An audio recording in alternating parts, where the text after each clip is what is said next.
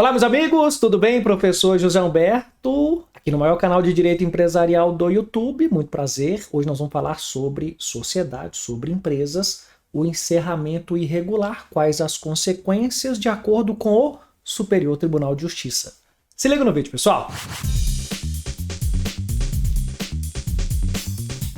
Bem, meus amigos, um imenso prazer estar aqui com vocês, professor José Humberto, falando hoje sobre sociedades, a boa parte sociedades limitadas que estão sendo encerradas de forma irregular, quais as consequências para os sócios, e vamos analisar na visão do Superior Tribunal de Justiça.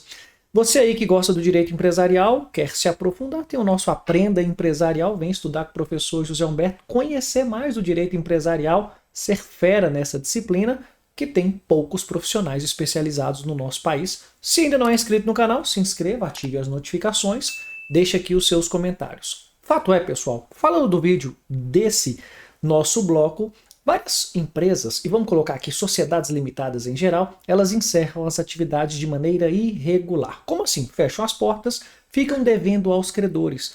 Não decidem passar por um processo de recuperação judicial, extrajudicial, negociação por mediação ou outra forma com os credores, ou até mesmo um pedido de autofalência, né, conforme a Lei 11.101, lá no artigo 105, e simplesmente fecham as portas e vida que segue, os credores ficam como credores, mas sem receber tais valores e precisam saber quais providências podem ser tomadas.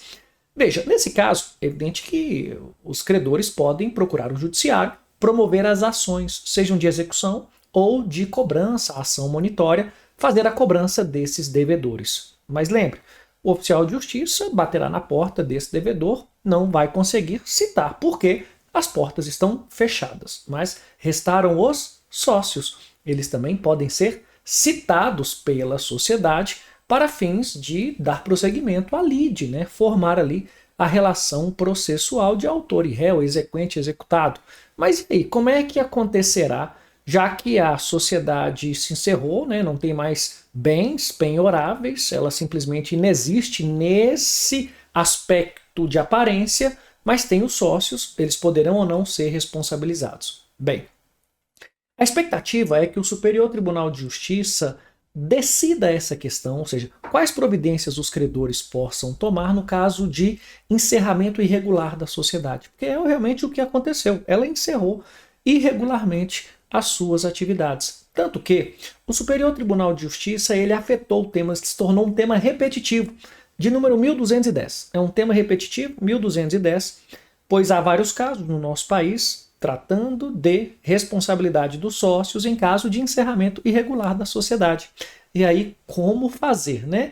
O STJ precisa ter um caminho, um norte, para que todos os processos no nosso país possam decidir de uma maneira idêntica, para que não tenhamos decisões conflitantes. E aí complica o judiciário, vai facilitar as instâncias inferiores a decidir da mesma maneira. Bem, desde 2019, é bom lembrar que o STJ ele tem um entendimento de que, veja, a mera inexistência de bens penhoráveis ou o eventual encerramento irregular da atividade da empresa não enseja na desconsideração da personalidade jurídica. Olha que decisão, entendimento o STJ vem adotando que ajuda, beneficia os devedores. Isso é fato. Então, como é que eu chego nos sócios?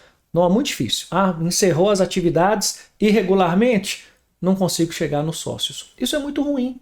Isso é péssimo para o credor. É bom entender dessa forma. Mas se você for no julgado, que é o agravo interno, no ARESP de número 924.641 de São Paulo, ele vai te trazer esse entendimento que é o que está sendo feito pelo STJ. Mas a expectativa é que o STJ possa mudar essa decisão, esse entendimento.